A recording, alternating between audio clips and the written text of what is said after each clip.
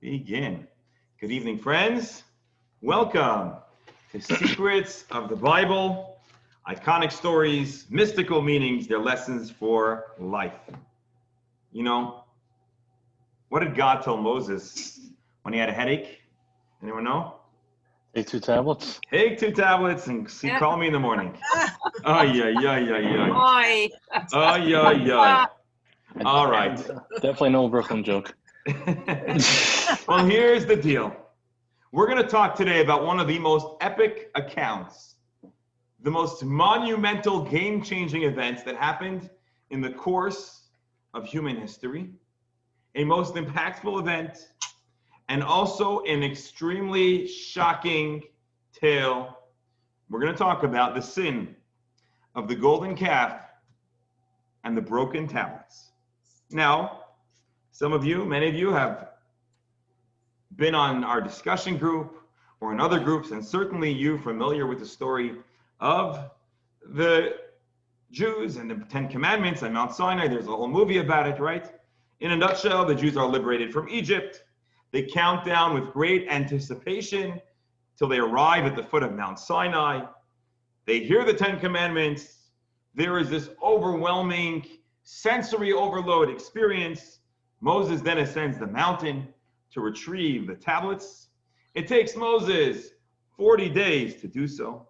By the time he comes back, the Israelites are dancing the hora around a golden calf, an idol that they built, declaring this fresh, young, newbie statue, the statue that took them out of Egypt.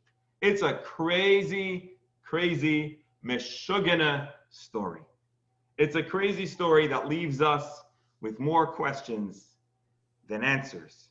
And so, my dear friends, that's why we're here tonight, to re-examine a story you all heard, you all know, because we're going to re-examine it in a way that I don't suppose you heard it in Hebrew school. And Charlton Heston doesn't do justice to the story as we're going to share it tonight.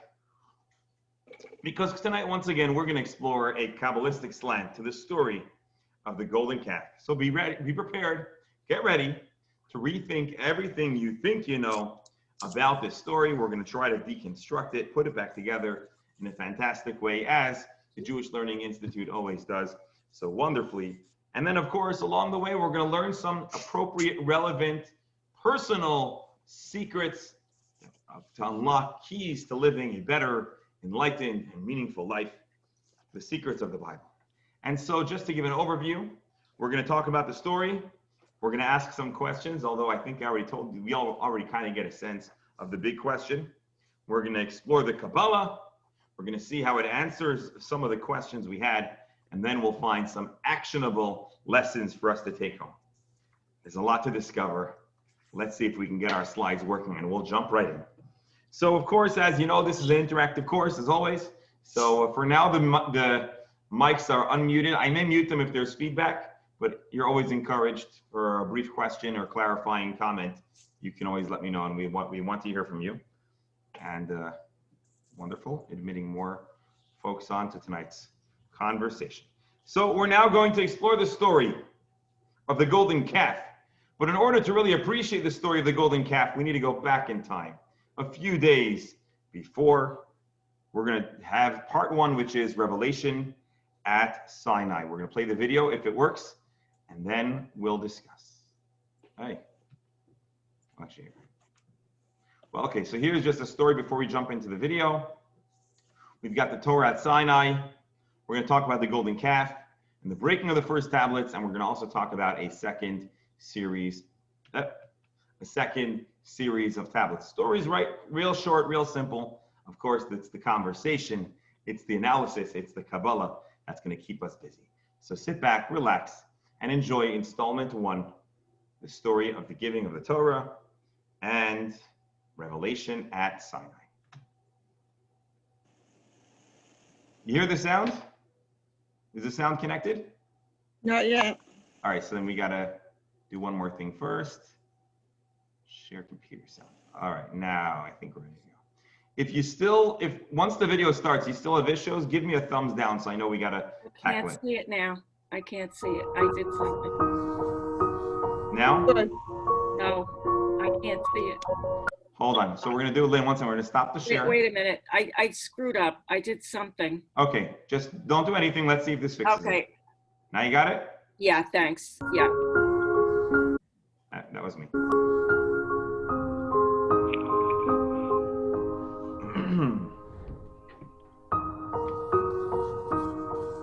In the third month of the children of Israel's exodus from the land of Egypt, on this day they arrived in the Sinai desert, and Israel encamped there opposite the mountain.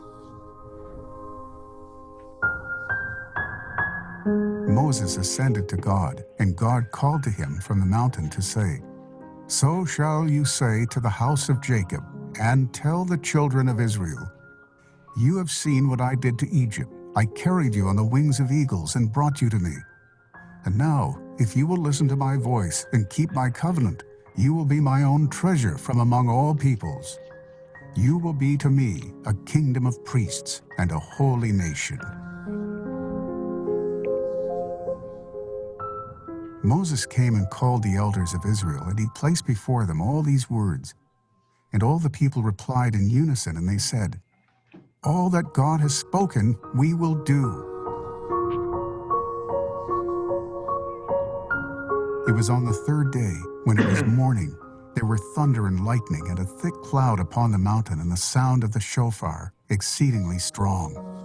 Moses brought the people out from the camp toward God, and they stood beneath the mountain.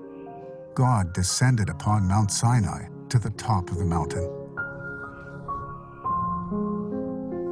God spoke all these words to say, "I am God, your God, who took you out from the land of Egypt, from the house of slavery. Do not have any other gods before me. Do not make for yourselves a graven form or an image of anything in the heaven above or on the earth below. Do not bow to them and do not serve them. Do not take the name of God your God in vain. Remember the Sabbath day to sanctify it. Honor your father and your mother. Do not murder. Do not commit adultery. Do not steal. Do not bear false witness against your fellow. Do not covet anything that is your fellow's." And all the people saw the sounds and the torches, and the sound of the shofar, and the smoking mountain. And the people saw and trembled, and they stood from afar. And to Moses he said, "Come up to God." Moses entered within the cloud, and he ascended the mountain. And Moses was on the mountain 40 days and 40 nights. And when he had finished speaking with him on Mount Sinai, he gave to Moses the 2 tablets of the testament, tablets of stone inscribed by the finger of God.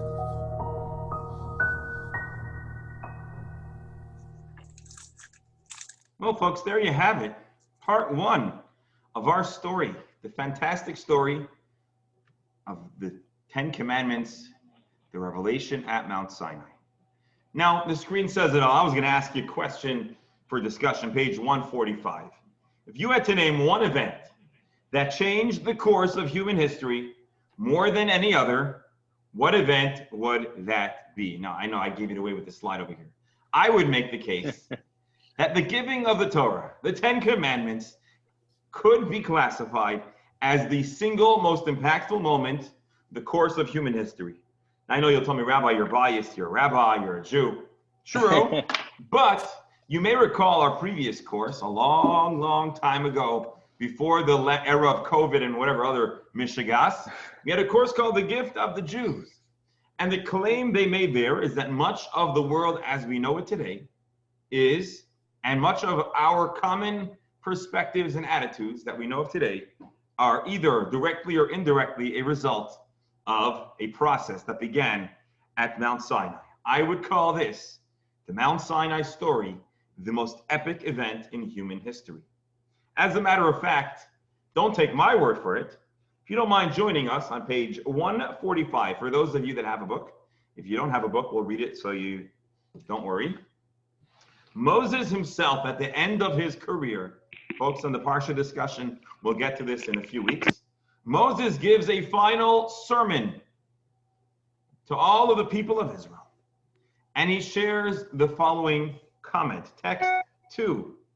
Ask now, after the early days that came before you, from the day that God created man upon the earth, from one end of the heavens to the other, has there ever been the likes of this great thing, or anything like it been heard? Has a people heard the voice of God speaking from within the fire, as you heard, and you lived? You were made to see him, to know that God is the God. There is none besides him. Moses makes the case that it is highly atypical for human beings to have a mass encounter with God. What was so special about this moment?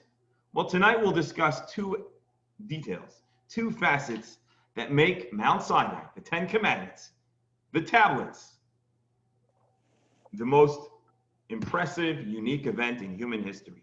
Number one, uniqueness of the revelation of Sinai is the instance of mass revelation. All faiths, all religions make the claim of a divine revelation, but only one faith makes the claim that the entirety of a nation had an encounter with God.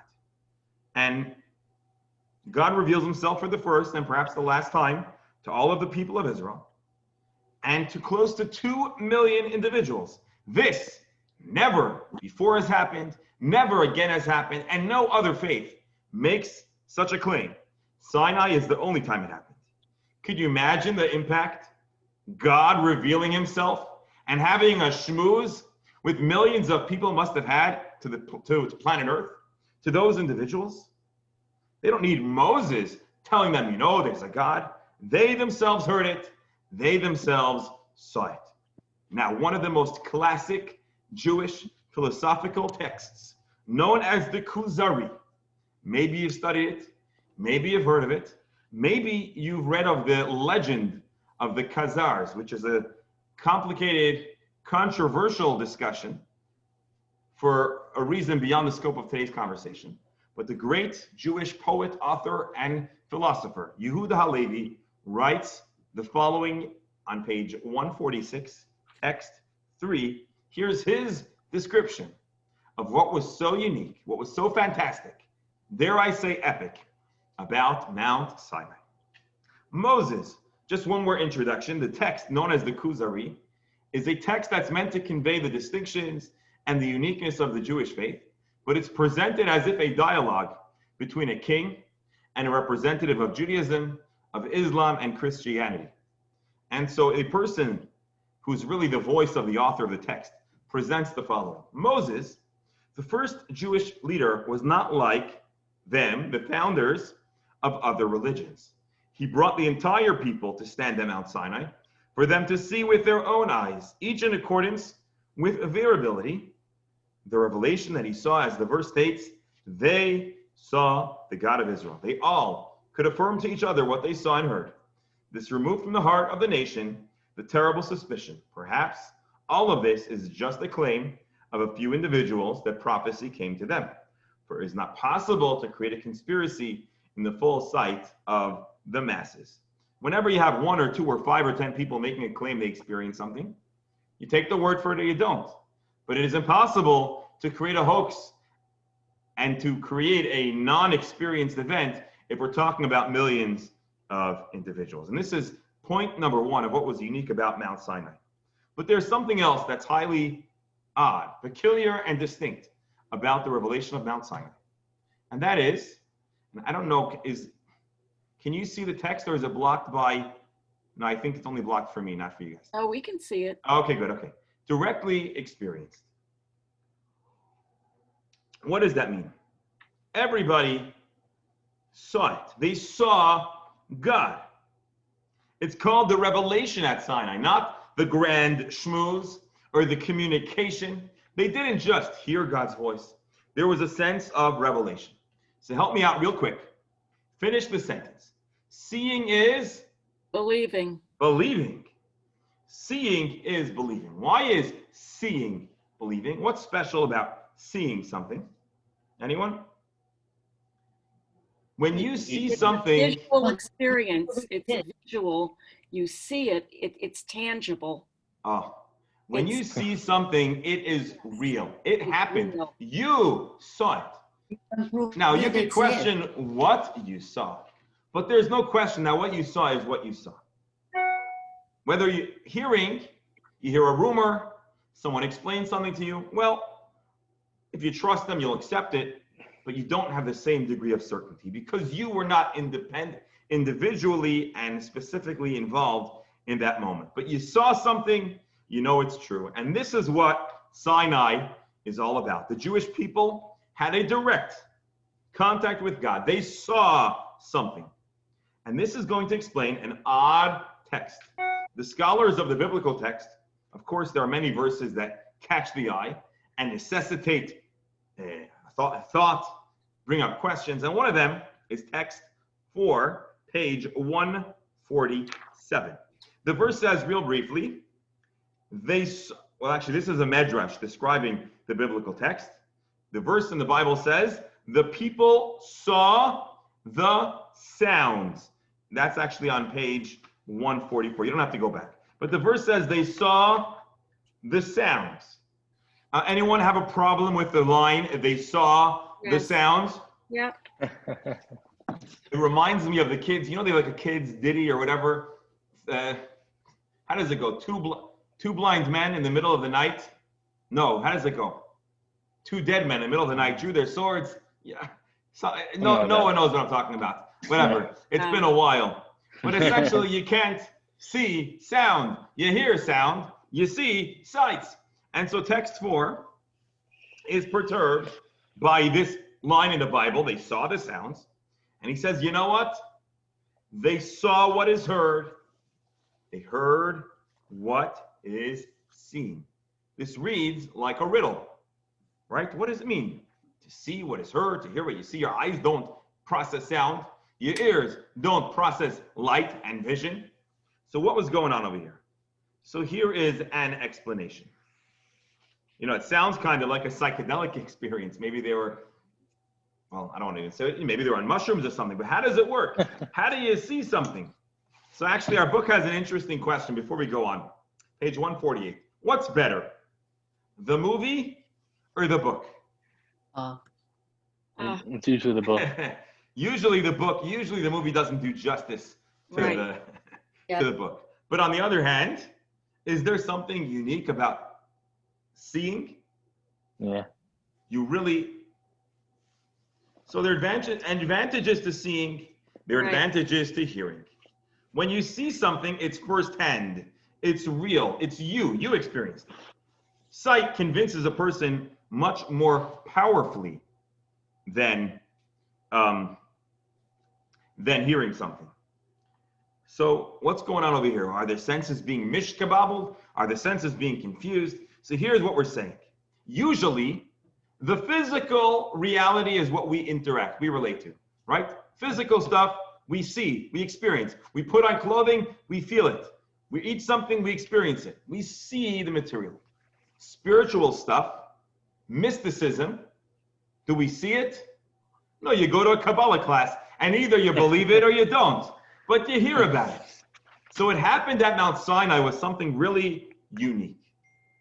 They became so exposed and so in tune with a spiritual wavelength that what was so real to them, as if they saw it, was the spirit. And because they were absorbed and enveloped in this momentary, I don't want to use the word euphoria, but they were in touch with the spirit, with the divine, with the mystical, that reality became a long distant thought that only their imagination could preserve. And so they're seeing that which is usually not seen, it's usually only imagined or believed. And that's one interpretation, that they saw that which was seen. If you want to take a look later, it's text 5, which I paraphrased for you. Yeah. And so that's what it means. The roles were reversed. Sounds were seen. The abstract, the spiritual, the Kabbalistic, the mystical became real. The material became abstract, distant, and a matter of faith. And this is a massive paradigm shift to what happened at Mount Sinai, which makes What happened next, so much more disturbing. So Mount Sinai was unique. It was a historic moment. Never before, never again. Humanity all of a sudden became in tune with the spirit, with the mystical, with the divine. And just a few short weeks later, what happened next happened. How is that possible? So let's just review the slides here. Ata hareta ladati, remain to see, to know. Hold on, let's get our slides working. They saw what is heard. Usually you see what you see. You hear what you hear. Seeing is something that you visualize. Hearing is something that someone explains to you. You understand, you imagine, you believe. But by Mount Sinai, the roles were reversed and the spiritual became firsthand, convinced and real. And so that's what happened. Revelation at Mount Sinai confirmed for the Jewish people that which was previously a matter of faith. Sorry. So here, the revelation at Sinai made real the truth of God. They related to it in such a real way, it's as if they saw it. And of course, now we're going to see the film that tells us of the horrific, unimaginable events of the Jewish people, the sin, the crime, the travesty of the golden calf. So before we discuss, before we analyze, before we try to make sense of this, let's once again take a look at the film that conveys the textual narrative of the Bible. If you'd like to follow along in your book, it's on page 149, page 149. So the text is going to be shown on the screen, but if you'd like to follow along, it's on page 149. Sit back, relax, and enjoy.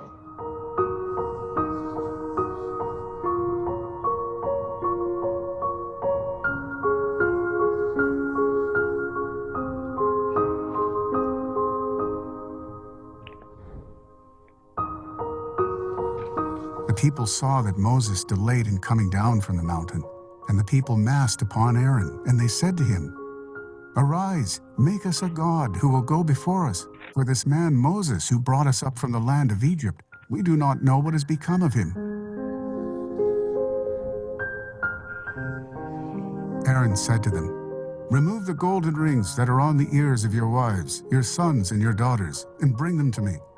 He took them from their hand, and he formed it with a graving tool, and he made it into a molten calf. And they said, "This is your God, O Israel, who brought you up from the land of Egypt."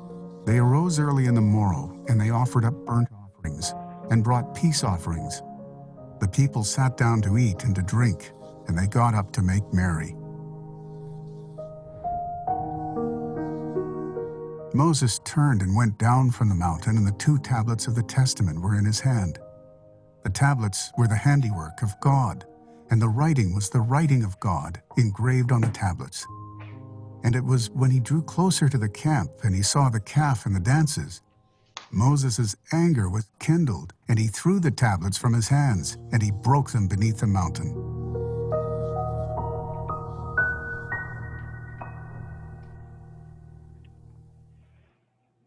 All righty. Anyone have any questions? Anyone? Anything bother you about this story? Yeah, after seeing and hearing and proving that God was there, that God existed, how could they do that? I mean, how could they ask Aaron to build an idol? Beautiful. They just experienced God in a way that no one before or ever since interacted with God. And God had just a few requests. And number 1 and number 2 is there's one God, no competition. Come on, right? It's like, you know, if that can't convince them to try to listen for a few days, what can? How could human beings be so frail and weak as to utterly crash and burn so horrifically? It's really a question. It's a profound question. It's such a great question that many people who begin studying the Bible, or maybe not beginners, have this question. They come to me, Rabbi, I was reading the Bible, I was reading the Chumash. I don't get it. What and how could this happen? They had this life-altering moment, paradigm shifting. Now they have no doubts. We could have doubts because we weren't there, but they heard God, they felt God, they saw God. How could they do this?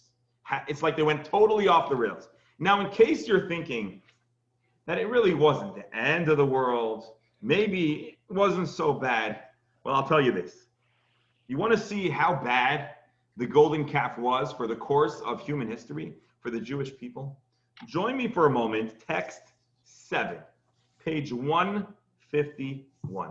This is from the Midrash, discussing the repercussions, the effects of their sin. And before we go further, let me just ask you a question. For those of you that have been on this train, on this journey from the beginning, does this story, they were instructed, they experienced God, they mess up, does it sound familiar in any way? Noah? It's sort of like Adam and Eve in a way. It's almost like a traumatic flashback. Right. It's something that happened at the beginning of time. And that's part of the point that text 7 is going to make. It's almost like this pattern, this repetitious pattern. Just Go ahead. One other thing. I guess at the time that the commandments weren't read. So but didn't God say there is no God other than me when He spoke to the people? Yes. That's one of the 10 Commandments. Yeah. So I mean, if anyone has the book in front of them, you could just turn back for a moment. Starting on page 142, but actually no, we're a little further down. Yeah. What page is it? 40. I lost it. Is it 144? What? Something like that. 145. It's What? the chapter 20, verse 1 through 14. This is the 10 Commandments. I have a different page number. 143. 143. 143. God spoke all these words to say, I am the Lord your God, or I am God your God. Skip a few lines. 34. Do not have any other gods before me. Yeah. Line 35, or verse 35. Do not make for yourself a graven form or an image of anything in the heaven above or the earth below. Right. So they literally did, like, it's almost like they took the 10, God's suggestion, God saying don't, like, oh, this is like what we should do. How did they do that? So let's take a look at the Midrash. I guess in a matter of 5 weeks they forgot. Yeah, is their memory that, was their short-term memory so bad? So let's read the Midrash, page 151. This is the meaning of what it is written in Psalms. I said you are divine, that supernal beings you are all. Indeed, like Adam, you will die. This verse meant, I know it sounds like a poem, it's a passage of Psalms describing what God intended, to have happen when he gave them the 10 Commandments. Had the people of Israel waited for Moses and not done that deed, see, the Midrash doesn't even want to say they made an idol, that deed, neither exile of the Jewish people nor the angel of death would have had any power over them. Thus it is written. The writings were the writings of God, engraved on the tablets. What is the word charut, which means engraved? Cherut. They were going to be given a reprieve from death itself. When the Jews accepted the Torah, they brought a sense of immortality into the world. And when they committed the sin, just to paraphrase, they lost it all, just like Adam and Eve. So let's just take a look on the screen for a moment. Charut means engraved. And here's a cute picture of engraved words in stone, but it actually can be read in the same word, could also mean liberation. And so they could have been immortal. And some of you say, who wants to be immortal? I hear you. But it would have been wonderful. It would have been good. And their sin gave it all up. At Mount Sinai, God handed the Jewish people a reset button. Remember, God created a utopian world. Adam and Eve messed up. Well, the Jewish people almost pulled it all together. They almost fixed it all up when they followed Father Adam. Can we say that, Father Adam? Well, anyways, their father. And they messed it all up again. It was a disaster, which again brings us to our question: how could they have gone from such great spiritual heights to such disaster so soon? Any questions? Because we're going to see the next part of the next narrative in the Torah, and then we'll put it all together. Any other comments or questions? Yes. Were we supposed to be rid of these traits, or are we going to take them forward and in defiance of what God said? It seems to me, without getting into it too deeply, that Jewish people are more argumentative than most. So I like where you're heading. Well, and I'll tell you what, I think we're going to give a hat tip to the idea you're saying. Not 100%, but we're going to end up making the case that although this was an unfortunate event, it does help form and create who we are. And I think you might appreciate what we're going to say, but it'll happen towards the end of the discussion. And as always, you have a good track record of predicting more or less where we're heading. So, okay. All right, so let's take a look at the next. So let me just recap. We read about how God gave the 10 commandments and told them, don't do this stuff. We just read about their epic fail. So short afterwards, they didn't listen. They totally messed up. They read the tablets instead of saying, don't make molten images. They said, okay, let's do molten images. Let's make an image of something on earth. Terribly, terribly not good. So let's see how it all gets. Let's see what happens next. Moses ushers a sense of rehabilitation. And for that, we're going to see the final film for this evening, and then we'll try to bring the Kabbalah into the picture, and we'll try to create a holistic picture that will make a little bit of sense out of it. Well, you let us send it. And they keep sending. Hang on, what just, okay. Oh, before that, let's just recap the parallels real fast. The first tablets, idyllic world, Mount Sinai, it's like the Garden of Eden. Humanity was in a peaceful, blissful, pristine state. Then sin happens here, golden calf. Adam needed the tree of knowledge, and what happened next is Moses smashes the tablets, and in the case of Adam and Eve, they're cast forth from the garden. It's like really a really, what's the word? It's like a flashback. So the world was perfect, there was a sin, and then there was a breakdown and a loss of the ideal state. Now let's take a look.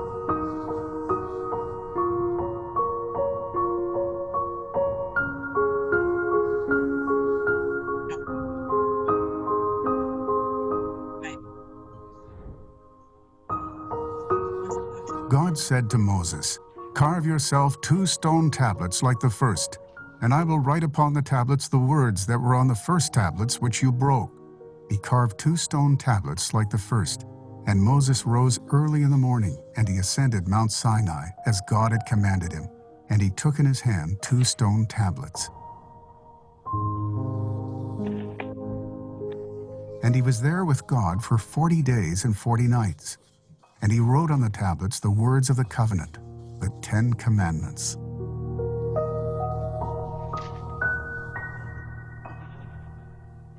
That's what we got it on now. So what do we have here? They messed up. They lost their tablets. Moses goes back up, Right. pleads for forgiveness, gains a degree of atonement, and now he has replacement tablets. Rabbi, Yes, I have a question. please go ahead. The first time Moses ascended, he stayed there for 40 days and 40 nights. The second time, he did the same thing Yes, and stayed there for 40 days and 40 nights. What is the significance of that? That twice he would do that. That's a great question. Is it? Without getting too far into it, there is Continually certainly repeated as well. There is in the certainly Bible. something very precise and specific about the number 40. As a matter of fact, there are 3 terms of 40 days. And if you examine elsewhere in the Bible, we find the number 40 as well. There were 40 days of the flood upon the earth. And the number 40 seems to represent, in a certain context, a unit of life-altering time. A unit of time that allows a person to experience transformation. And so Moses, the first time, is having this transformative experience, receiving the Torah and the tablets. And so 40 days represents this total makeover, if you will. And then the second time as well, it takes an entire term of 40 days. So there is symbolism in the number 40. I don't know if that answers your question. Well, there's symbolism, but wouldn't the people become impatient again? They were impatient, and that's why they created the golden calf. So you're saying there Moses is almost and God are like tempting fate to repeat itself. Well, maybe actually you're making a very interesting point. It could be, and I hadn't considered this beforehand, but you're making me consider this, so thank you. In Jewish tradition, repentance, teshuvah, recovering from a mistake, primarily transpires when a person is presented with the same opportunity in the same circumstances, and they don't fall for the weakness, the flaw, or they don't give in to temptation. And so, although I never considered this before, maybe then that's precisely the point. God is ready to forgive the Jewish people. They've expressed regret, and God is kind of making them relive, in a sense, that experience to see if the lesson has been learned. And so God is testing the people then. Testing or allowing them to kind of, it's a kind of therapy where they're being given the opportunity to kind of conceptually relive the experience, but get it right. Now, Lynn, I'll tell you this, I hadn't considered this beforehand. I've never seen this elsewhere. This might be one of the areas that we're going to put when we create a commentary of all the ideas that come forth from our discussion. We may include this idea, this nugget that you're sharing in our original commentary on the Bible. So thank you for asking, and thank you for bringing that up. It's a very good point. Okay. So it suffice it to say, Moses does go back up. He does retrieve the tablets. So is everything back to like stage one? Has everything now been reset and now no harm done? What do you think? So that's wishful thinking. We wish, like we say, halavai. If only it would be so simple. If only this could represent a total recovery and departure from the failure of the golden calf. Unfortunately, that is not the case. Right. There are a number of distinctions between the first set of tablets and the second set of tablets. Spoiler alert, some of them are much less exciting. They are losses or downgrades, but there's also one considerable upgrade in the second set of tablets. And so we'll use the screen here to convey some of the distinctions between the first set of tablets and the second set of tablets. Number one, the state of the world. The first tablets were presented to the Jewish people. The world is in a state of tenuous perfection. If the Jewish people allow that state to be maintained for a certain amount of time, it might have become permanent. Of course, that was not to happen. The second tablets happened at a time where the potential for death, right? They're no more, the Jews are no longer, humanity is no longer immortal. The world is introduced to death. There's a lot of struggle and aggravation associated with the events of the second tablets. Although they received the tablets, you can't entirely white out the past. Number two, the first set of tablets were created, fashioned by God. And as we talked in the Parsha discussion, imagine if you could have an original piece of art. Well, a piece of art that's a few hundred years old is incredibly precious. We were talking about an original Moses piece of art on Tuesday.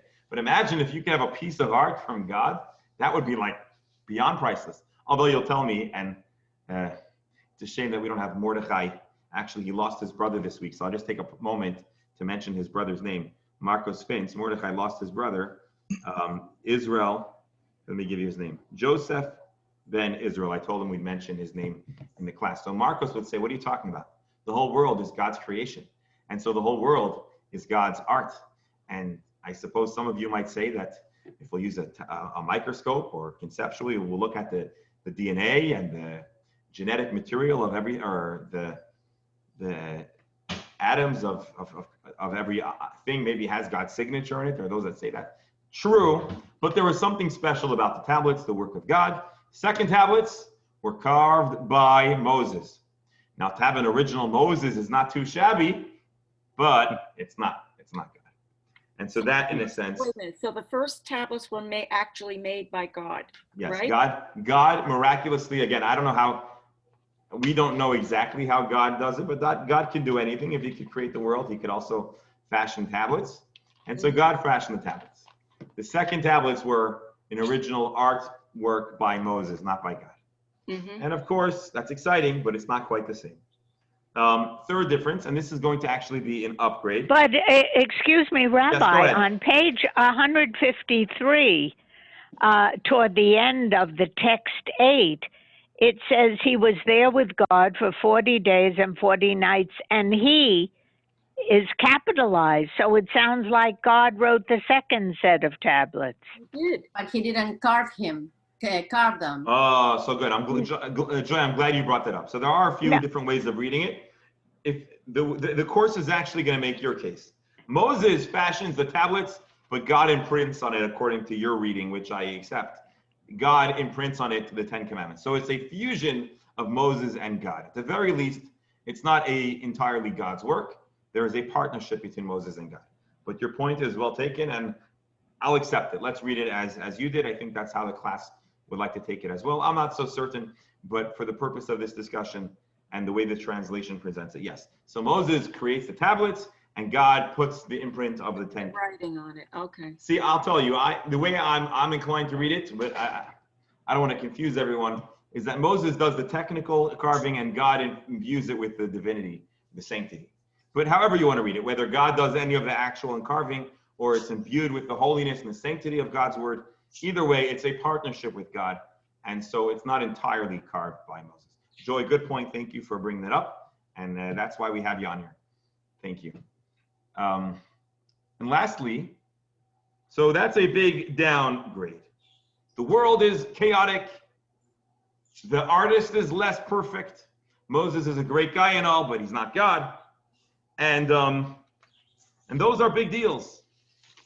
It's a big deal. If I could use other words to describe the second tablets, we would say like this.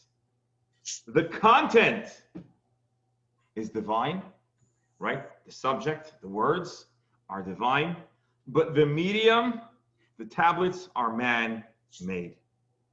And so obviously the first tablets are much more cool, lofty, holy, right?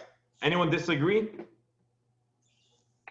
All right, we pretty much have a consensus that the first tablets were better and cooler. And that is certainly a case to be made. Pardon, but there is also something very special about the second tablets.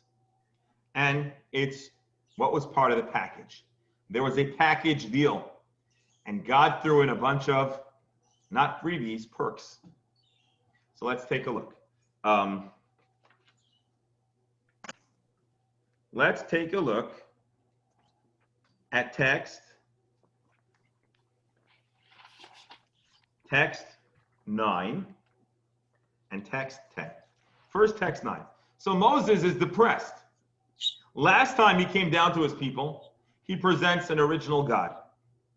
And now it's just a Moses. And so Moshe is feeling kind of down. On page 155, said God to Moses, don't be distressed over the first tablets. They contained only the 10 tablets, the 10 commandments. The second tablets, I'm also giving you the halacha, the midrash, and the agadah.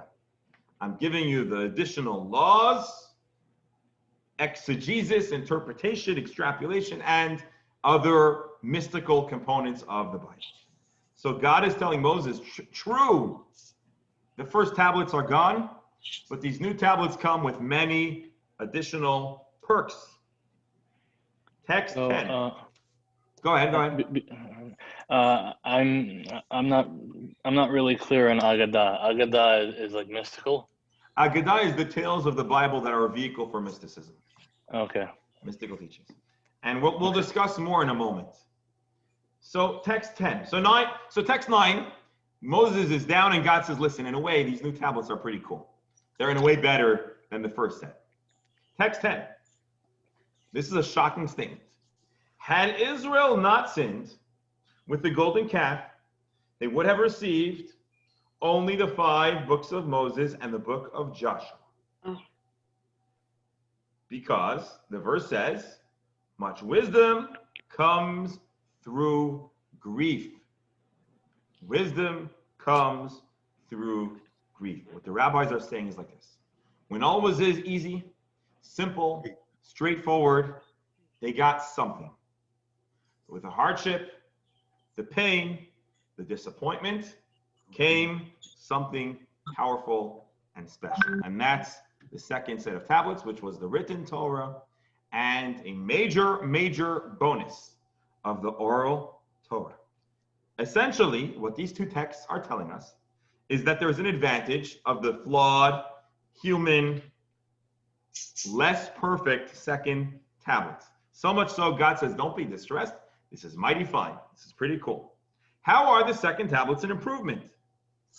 So let's just take a look for a moment. We have here the written Torah and the written and the oral Torah. What is the distinction? What is the difference between a written Torah, words that are transcribed by the word of God, versus a tradition that was oral? And of course, this is a big discussion, and we're not necessarily going to do justice to the entire historic overview. But in a nutshell, what's going on over here? The written Torah is divinely communicated commandments, instructions by God to Moses to write them down. All the stuff that God dictated to us. And so the 5 books of Moses, although Moshe is writing it and there's some narrative in the mix, but all of the commandments are introduced with the following words: Vaydaber Hashem or Adonai El Moshe Lemor. God spoke to Moses saying, this is the commandment, and then Moses wrote it down. What's the oral tradition? It's the analysis, discussion, debate, and application of the biblical laws of logic to extrapolate, to apply, and to extend the ideas that are referenced in the Bible to practical, developing realities of human existence. So basically, the written Torah is what God told us. The oral law, in a sense, is the stuff we had to figure out through application, mental exercise, conversation, debate, etc. So the question is, and then we'll get to the punchline, I hope. Here, written Torah is the 10 commandments, and then the 613 mitzvot, all the things Hashem tells Moses. The oral law, I'm just repeating because we have the slides, so let's use them. The oral Torah is interpretation, exposition, the Talmud, which is the debate, the Medrash, which is the hidden ideas that can be extracted from the words of the Bible, Shulchan Aruch, application of the laws with their specifics, details, and contemporary dynamics, and the Zohar, mysticism. Why didn't God just put everything into the Bible? Why did there have to be an oral component? Why didn't God just say, hey, Moses, forget the 5 books, we're talking about 55 books. But why didn't God do that? Why didn't God put everything down into writing? Anyone have an answer? Help me out.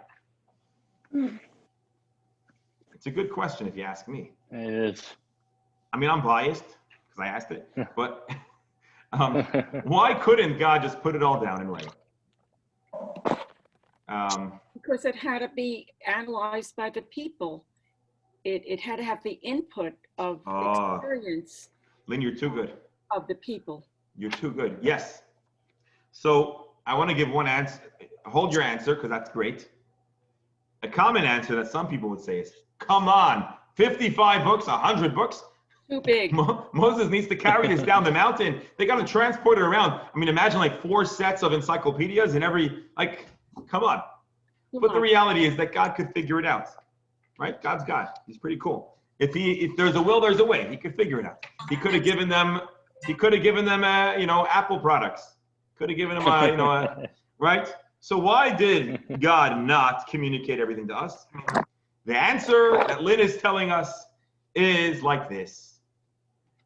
Top down, imposition, dictation alone, just being dictated, doesn't fully work.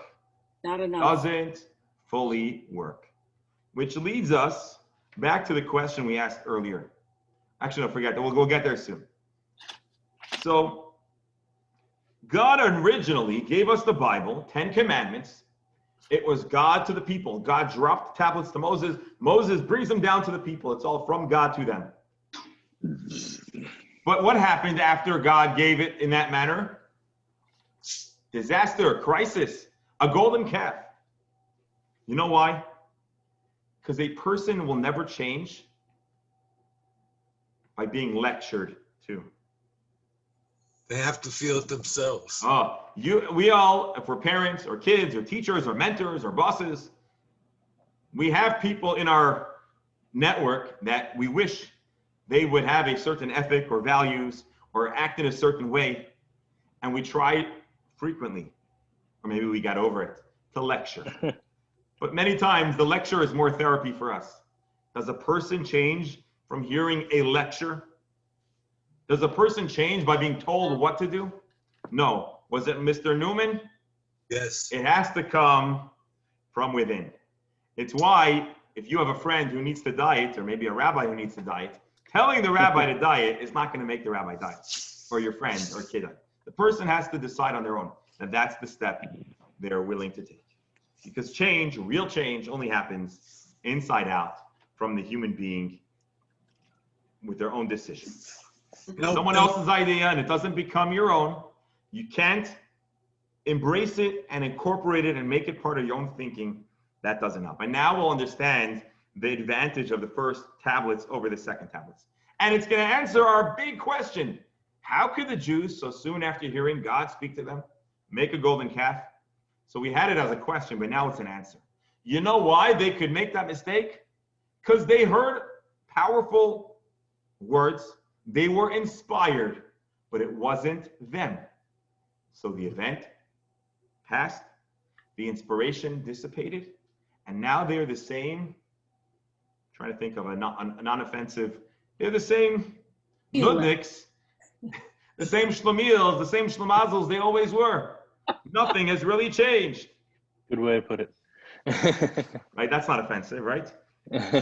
So the written Torah, which represents God deputizing the people, Moshe, his students, anyone that's interested to be involved in the process of conveying, communicating, transmitting Judaism, they become partners.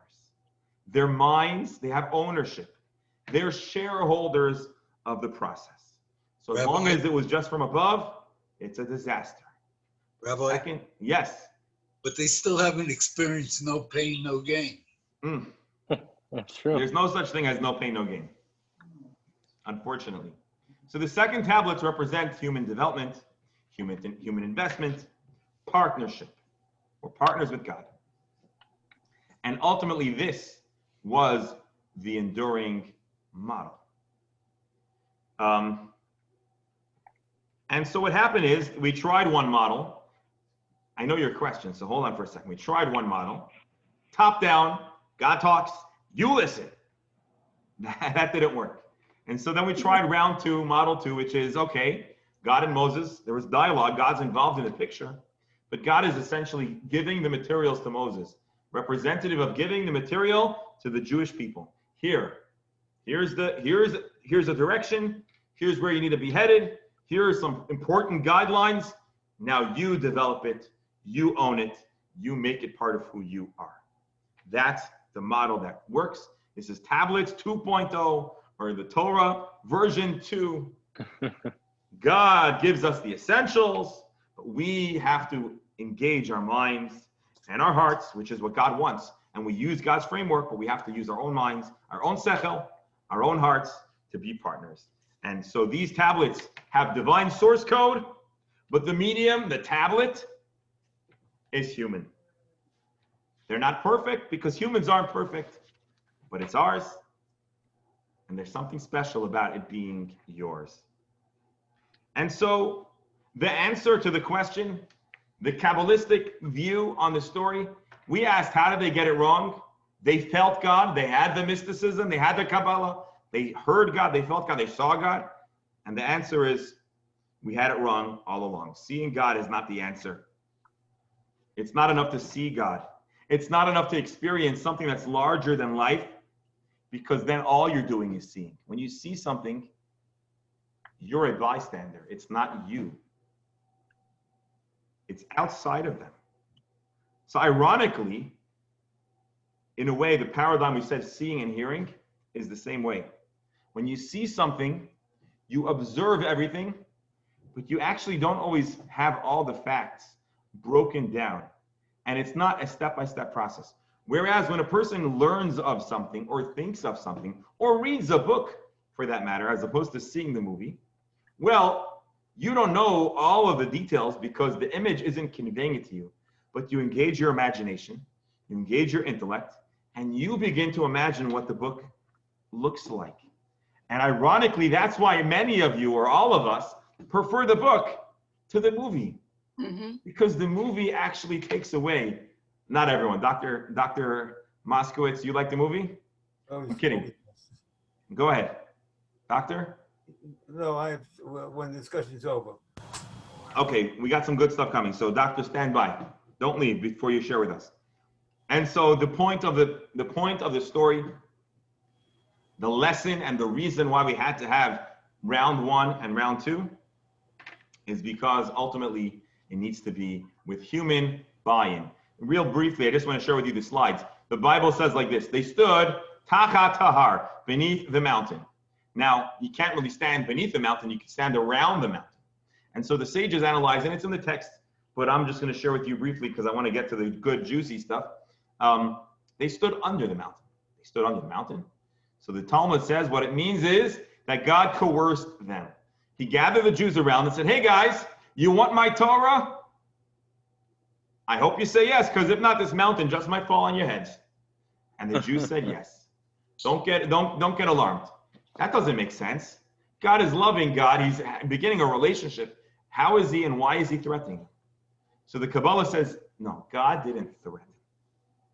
God gave them such a loving embrace. He exposed to them that which we study mystically, the Kabbalah. They experienced it. They felt God's love.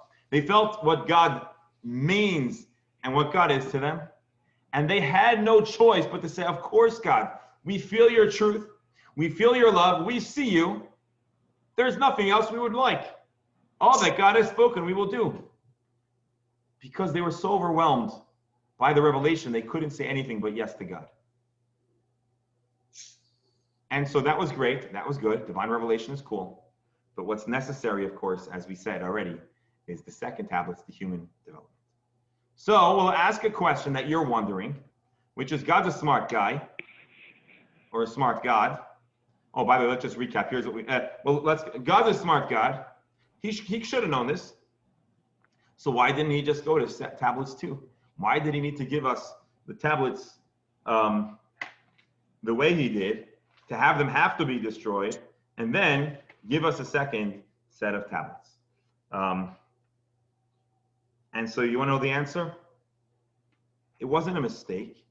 It's representative of the 2 stages of our interacting with God. There has to be revelation. There has to be the shock and awe. There has to be the moment of inspiration where we feel God, we communicate and experience God. That's important. It needed to happen. But that alone is insufficient. After you're feeling inspired, after God reveals himself to you, there needs to then be step 2, which is the human buy-in. And that's why in the Holy Temple, in the Holy of Holies, in the Ark, there were 2 sets of tablets. The broken tablets and the whole tablets. Take a peek, page 160, text 13. Both the second tablets and the broken tablets were kept in the Ark because we never really rejected the first tablets. We held on to them. We needed the revelation, and we also needed the human buy-in. Now, before I talk further, because this is really the punchline, this is the coolest stuff, I just want to share with you what we got on the screen over here. We have the seeing versus understanding. And so we discussed about how seeing is cool, but understanding is better because we're fully engaged. With sight, we don't become owners of the material. When you read a book and you allow your own mind to go places and you build a picture, it becomes yours. And that's the value of the second tablets. Something that becomes yours. Okay, So, why do we have two sets of tablets? Let me just get you the slides. Both tablets were in the ark.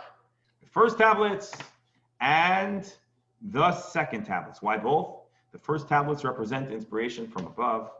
The second tablets represent the change that comes through, here we use the word personal struggle or engagement, because we need both experiences. Now, here's what I want you to think about. Did you ever have a moment in your life that you felt particularly inspired? Inspired.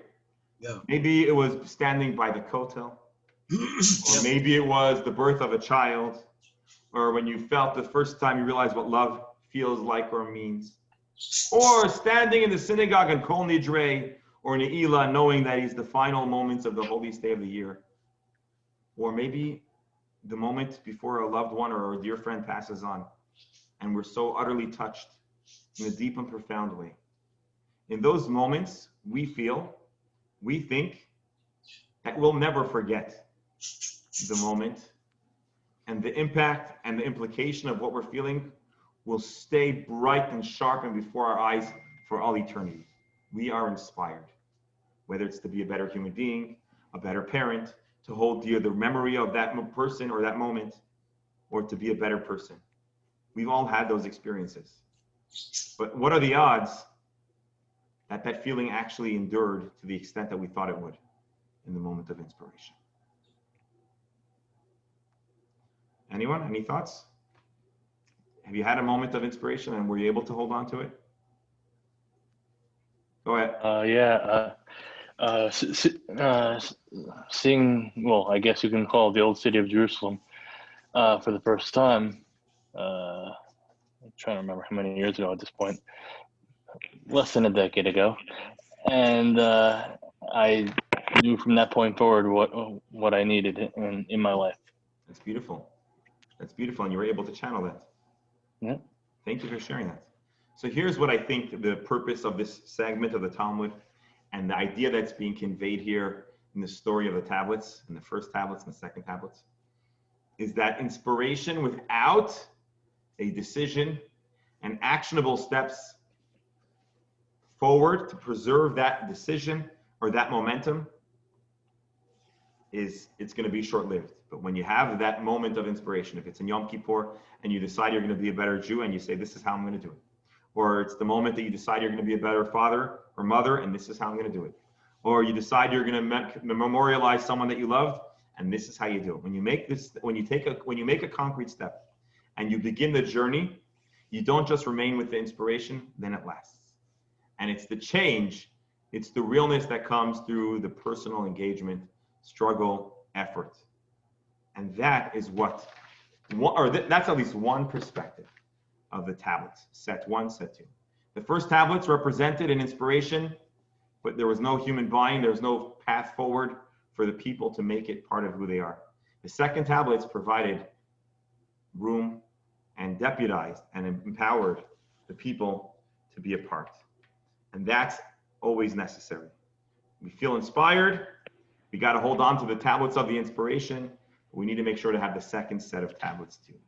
The action, the engagement, and understanding that the onus, the burden, the pressure falls on our shoulders. We're the ones, each one of us in that given moment, we are the ones that need to make this real and make it persevere, make it endure. And so that's why we have these two sets of tablets. That's why the first tablets, in a sense, were a failure. But in the big picture, it's not so much a failure as an insight of the human psyche and how things have to work in order for them to persevere.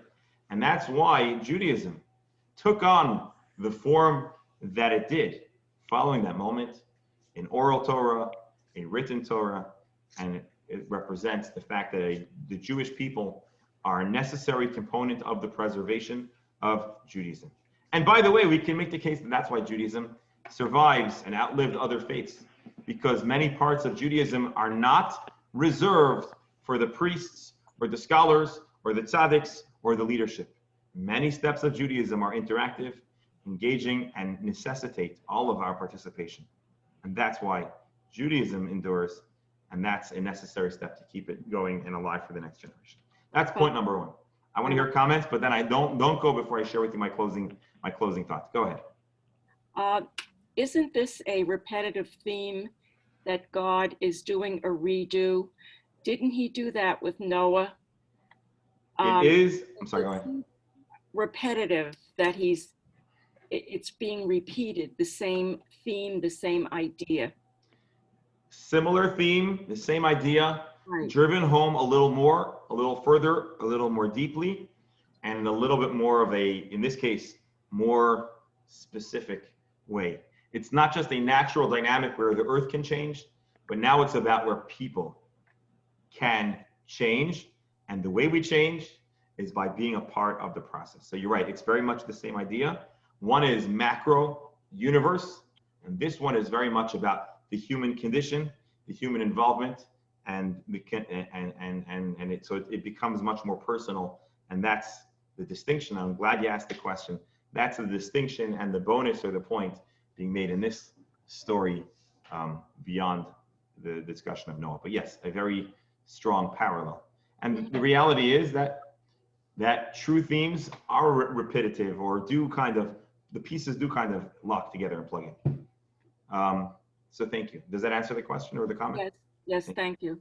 Go ahead.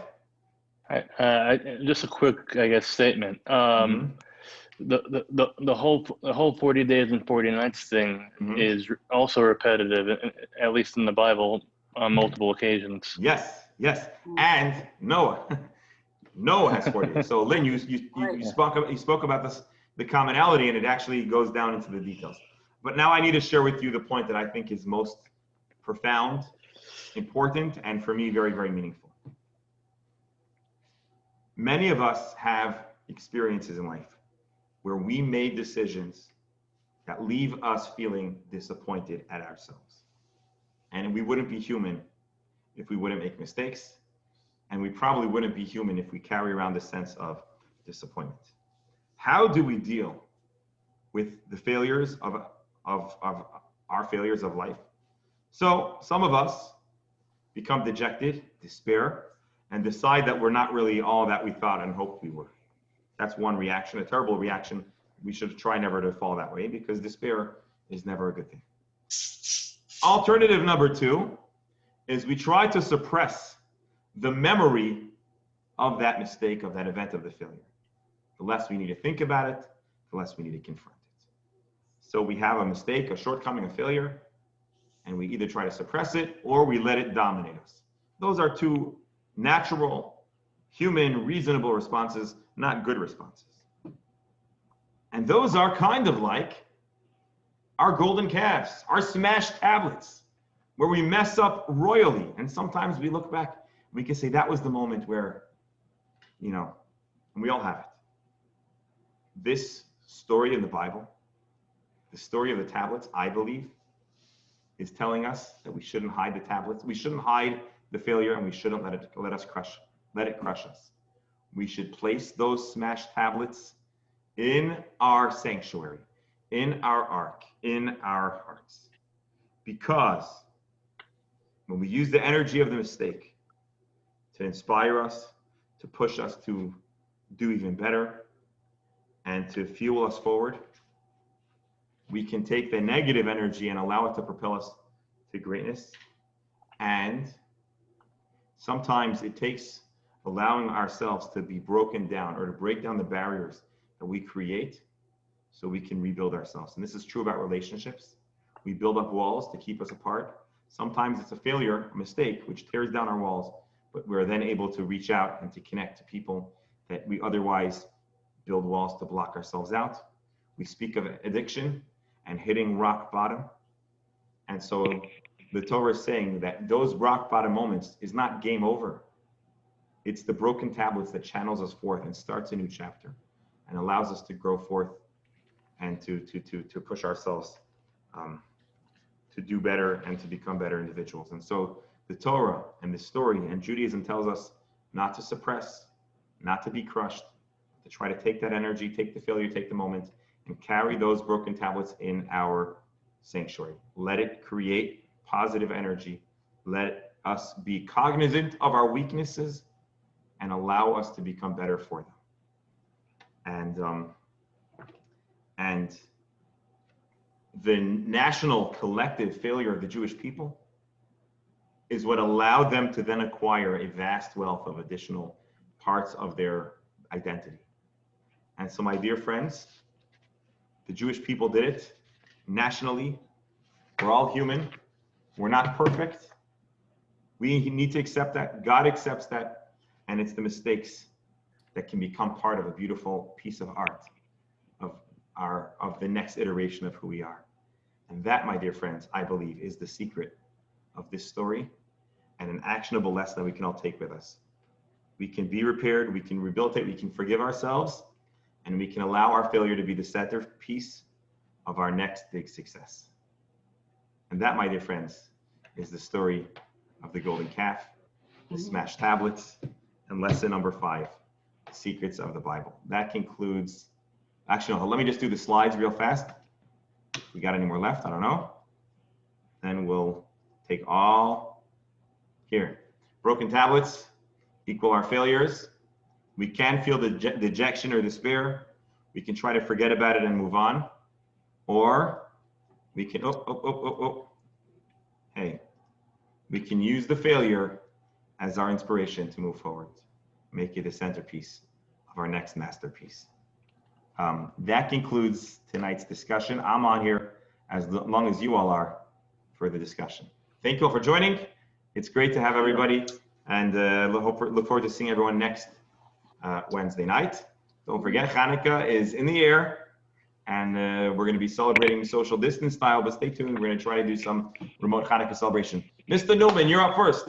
Okay, I just want to know if I've gone through this whole description of what you said through my own life. Okay, if you agreed, I feel that way now, and I felt that way at the moment of the revelation that I had when I did. Here's what happened.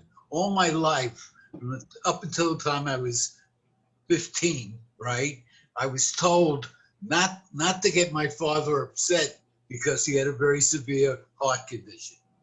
So from that feeling, the thing that I always feared most was that he would die in front of me quickly, right? And I really hated that feeling all my life. Well, of course, as it turns out, he did. He died in front of me, in a second. And from that point forward, I sort of like hated God for basically doing that to me, what I most feared, right? Until I told this story to a different rabbi, and he said to me, "How long did it take your father to die?" And I said, "Well, it was like an instant, right?" He said, "So why didn't you perceive it to be a great moment for him? A lot of people suffer. They go through all kinds of pain before they die. Your father basically died in an instant. You loved your father. He didn't have much pain for long. Why didn't you see it that way?" And of course, then I did, right? And I felt like everything that I perceived up until that moment, right, was wrong, right?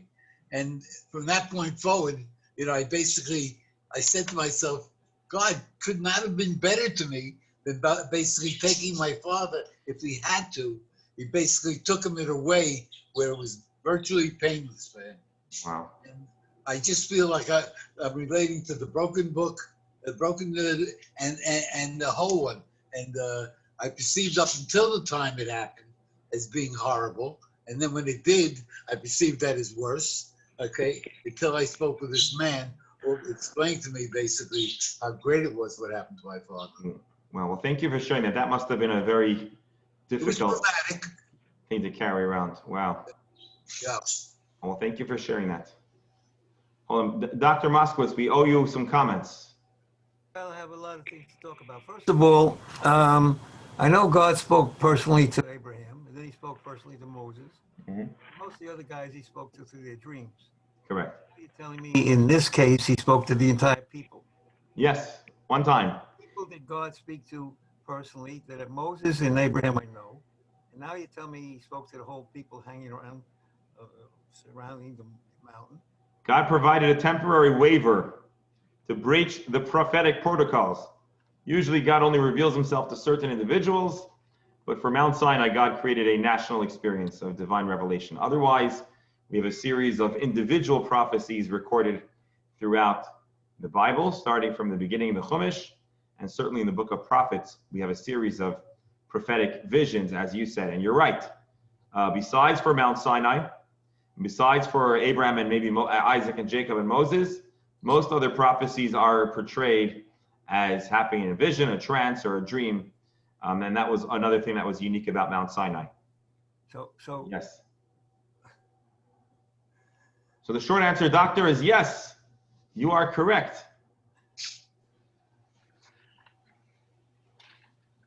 Doctor, what Jeff mentioned was very interesting. In this, the spiritual versus, probably over 50 years going to the wall. A lot of people don't have to go to Jerusalem to talk to a wall to get married. But if anyway, that's a joke. The thing I most remember is the least spiritual. It's on a Tisha B'Av when I went to go to the wall on Tisha B'Av, and I remember all the other times. The one time when Jeff was talking, I was thinking about when I went, and I was stepping over all the prone guys laying on the bemoaning their. Well, doctor, I didn't say that a person has to be inspired by the Kotel. I did not say that. I just said some people find themselves inspired. One of the pieces of advice that I give people when they go to Israel is I tell them to not create an expectation of when and how they should feel at holy and special sites. Because many times people go with the pressure of, oh, am I feeling inspired? Am I sufficiently? And they lose the moment because they're so worried about what they're feeling. And so I advise people going to Israel, experience it as you experience it. So I'm not going to tell anybody, and I'm sure others would agree, when and how to feel inspired. But everybody has a moment that touches them. And the question is what happens next? And that was the point that we made. The fact that they broke the first one, we got more bang for the buck because of the second one. So doctor, you're going to ask, so why didn't they break it a third time? That probably would not have gone over very well. All right, who's next? Go. Well, I welcome other comments, but until then, Nina, Joy, good to hear you. Adriana, Sheila, Lynn, the Moskowitzes, your Noyach, Barbara, and those that I guess will be listening in the future, and those that signed off. I'm grateful that we're able to get together. Thank you all. And again, next week will be the final segment of this course. There'll be more stuff coming up, God willing. If you need any of the recordings, I will hopefully have them uploaded, but I need you to request them because they're not publicly visible on YouTube, but I'll make them available to anybody here that needs them. And Hanukkah is going to be different this year, but let me know how we can make sure your Hanukkah is at least a little celebratory. So that's that. Thank you all. Have a wonderful evening. Thank you very much. Yes, Rabbi.